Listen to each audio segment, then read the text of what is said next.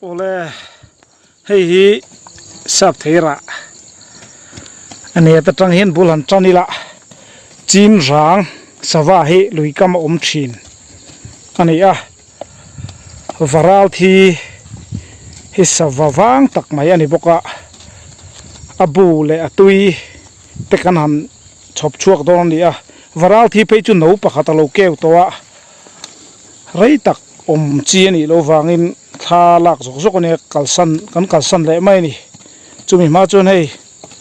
huam thau himin han tilang veten tia kanan tilang ani vonia hiam lai hiam omboka hei chu bung fal deu hi chin rang punia ei thing toi te a kung te hi a che der dar the he a tu po la om tho mai a om mak khop mai a chunga han chin rang hian lui ka man sa tlang pui ma he thing moi chunga lo sa ve tlat mai a chok thlok chu lai kan hmuwa tui hi pali a oma tiang hian khi lai khan varal thibu tiang chi a hian thing bul moi chunga tho hian varal thibu om boka a om dan ang khop mai he chu chin rang bu ni om mak te tlat nge tui pali oma a oplai ni hi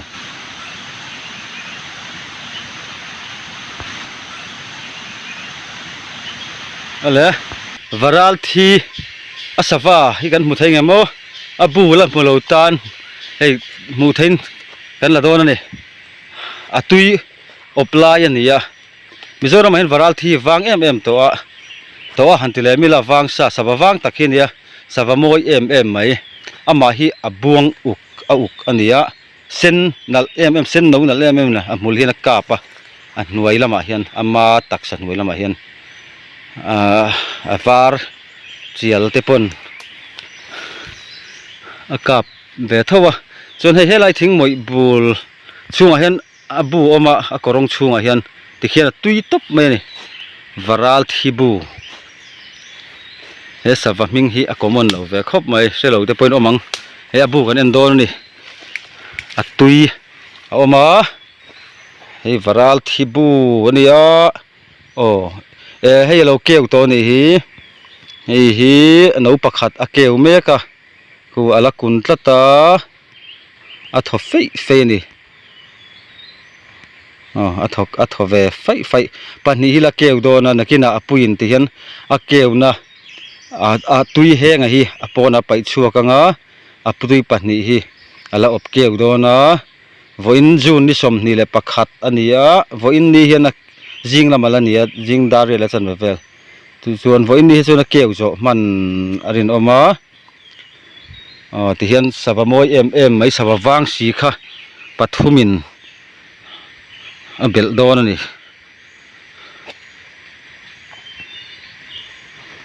varal thibu la mulo tan ran chhop chuak ani atui pakhat keu to ani a kal omrei chi ni lawa khongai thlak apui hian on ngai ven vat sela kan kalsan to mai dona an busak na hi amak vea thing korong chunga ring topa busan pa po chhep to lem mel lo ni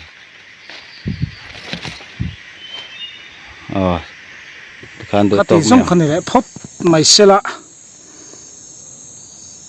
so thing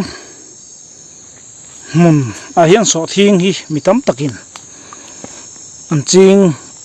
in an risa sumlak lu na nan tia amero chu asal na lama ret a that thelo wangin mitam taktan chama a thlen fo mai